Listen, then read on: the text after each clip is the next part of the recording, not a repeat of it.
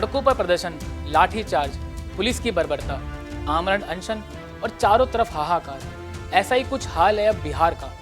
BPSC के युवा छात्र अपनी मांगों को लेकर सरकार से लोहा ले रहे हैं। कई छात्र सड़कों पर प्रदर्शन कर रहे हैं। ऐसे में अब उनकी आवाज को जन स्वराज के संस्थापक प्रशांत किशोर का साथ मिला है। जन स्वराज के संस्थापक प्रशांत किशोर ने बिहार लोक सेवा आयोग द्वारा हाल ही में आयोजित की गई परीक्षा को रद्द करने की मांग को लेकर आमरण अनशन शुरू कर दिया है। प्रशांत किशोर ने राज्य की राजधानी के ऐतिहासिक गांधी मैदान में यह घोषणा की है। अब छात्रों की इस बीपीएससी लड़ाई ने राजनीतिक मुद्दे का आकार ले लिया है। दरअसल प्रशांत किशोर ने कुछ दिन पहले नीतीश कुमार की अगुवाई वाली बिहार सरकार को नाराज उम्मीदवारों की मांग पर कार्रवाई करने के लिए 48 घंटे का अल्टीमेटम दिया था, लेकिन अफसोस कार्रवाई नहीं हो पाई। अब ऐसे में प्रशांत किशोर मैदान में हैं। बीपीएससी 70वीं पीटी परीक्षा को रद्द करने की मांग को लेकर जन स्वराज के संस्थापक प्रशांत किशोर गांधी मैदान में गांधी मूर्ति के नीचे आमरण अनशन पर बैठे हैं। हालांकि प्रशासन ने कहा कि गांधी मैदान में भूख हड़ताल अवैध है, क्योंकि यह विरोध प्रदर्शन के लिए निर्दिष्ट स्थल नहीं है। जहां प्रदर्शन हो रहा है वे स्थल गर्दनी बाग से 2 किलोमीटर की दूरी पर था, जहां पीड़ित उम्मीदवार करीब 2 सप्ताह से 24 घंटे धरना पर बैठे थे। जो लोग यहां बैठे हैं वे सभी छात्र हैं। आंदोलन में लोग आएंगे जाएंगे, कभी कोई नेता आएगा, कभी प्रशांत किशोर आएंगे, कभी कोई कोचिंग का मुखिया आएगा। सुनिए क्या कुछ कहा प्रशांत किशोर ने। आप लोग को इतनी जो घबराहट है भाई, जब आमरण अनशन पर बैठे ही हुए हैं तो हर आधे घंटे में तो कुछ चेंज होगा नहीं।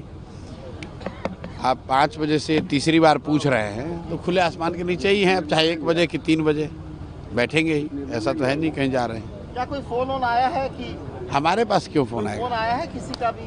किसी का फोन आएगा तो भी नहीं उठाएंगे। हमें फोन से क्या लेना देना है? कोई प्रशासन ने कुछ कहा है आपको अभी तक हटने के लिए? नहीं, हमसे कोई बात किसी की नहीं हुई है।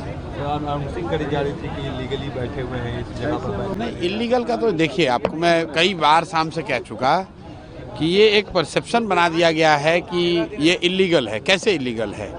दिल्ली में किसान कई महीनों से, हरियाणा पंजाब के किसान दिल्ली के सड़कों पर बैठे हुए हैं। क्या वहाँ पर उनको परमिशन लेना पड़ा है? ये किसने कहा है कि गांधी मैदान में बैठने के लिए आपको अलग से परमिशन चाहिए?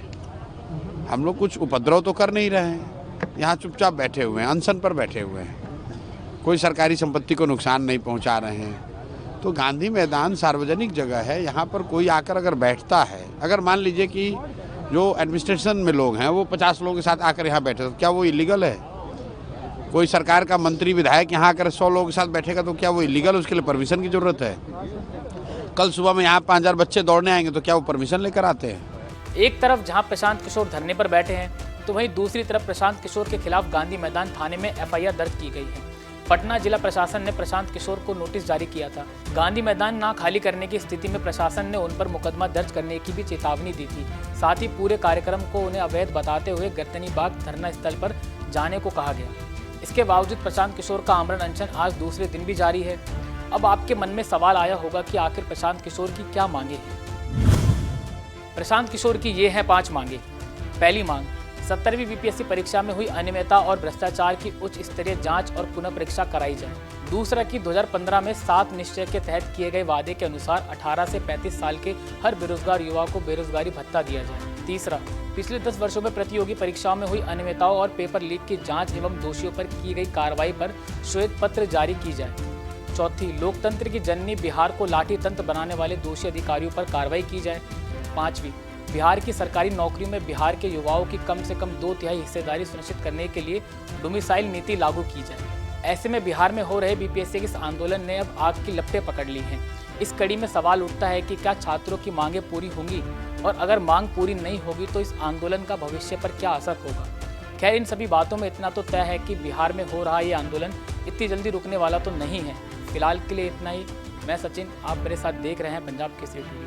बहुत बहुत शुक्रिया आपका। हमसे जुड़े रहने के लिए हमारे YouTube चैनल को सब्सक्राइब करें और नई वीडियो की नोटिफिकेशन के लिए बेल आइकॉन को दबाएं।